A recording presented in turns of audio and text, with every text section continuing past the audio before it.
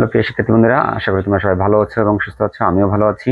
আমরা যেহেতু অনলাইনে তোমাদের হচ্ছিল ন্যারেশনের যে বিষয়টা সেটা নিয়ে আলোচনা করতেছিলাম অনেকের রিকোয়েস্টে, আমরা অলরেডি ন্যারেশনের যে বেসিক ক্লাসগুলো সেটা কিন্তু তোমাদের দিয়ে দিচ্ছি। অর্থাৎ 5টা সেন্টেন্সের রূপ, পার্সনের পরিবর্তন, তারপর হচ্ছে টেন্সের পরিবর্তন, এই বিষয়ে তোমাদের খুঁটিনাটি আলোচনা হয়েছে। এখন আমরা প্যাসেজ ন্যারেশনে কি কি ছোট ছোট বিষয় থাকে আমরা একটু এটা জানবো।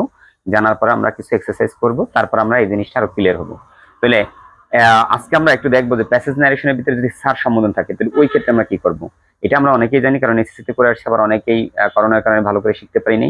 সেই কারণে যারা শিখো নাই তাদের জন্য এই ক্লাসটা, এবং তোমরা মোটামুটি মনোযোগ দিয়ে দেখলে তোমাদের কাছে ক্লিয়ার হবে, কারণ এই শব্দটা অনেক সময় থাকে।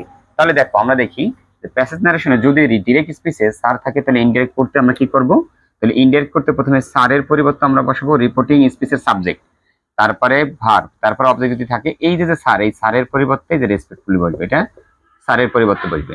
কমার পরিবর্তে কি বলবে সেটা আমাদের সেন্টেন্সের মুড অনুযায়ী হবে। তারপরে হচ্ছে দেখো তার পরবর্তী অংশ আমরা জানি যে ইনডিরেক্ট করতে হলে কোন সেন্টেন্সে কিভাবে করতে হয়, সেটা কিন্তু আমরা তোমাদের অলরেডি বলে দিয়েছি। এখন আমরা দেখি সূত্র অনুযায়ী আমরা কতটুকু কি পারি। তাহলে দেখো যে Runa said to the man, sir may I come in. তাহলে রুনা লোকটিকে বললো, স্যার আমি কি ভিতরে আসতে পারি। তাহলে আমরা সূত্র অনুযায়ী বলছি রুনা রুনাই বলবে। আচ্ছা, রিনাস মে আই কাম ইন প্রশ্ন করা হয়েছে, তাহলে সেইডটা চেঞ্জ হয়ে কি হয়ে যাবে ask. Runa ask the man,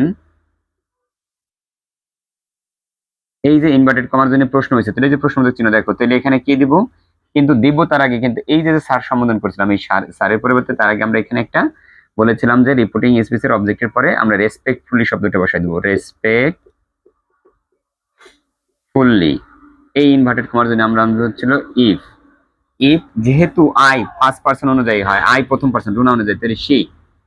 if C, মেয়ের পাস্ট ফর্ম হচ্ছে আমরা জানি প্রেজেন্ট ফর্ম থাকলে মাইট কাম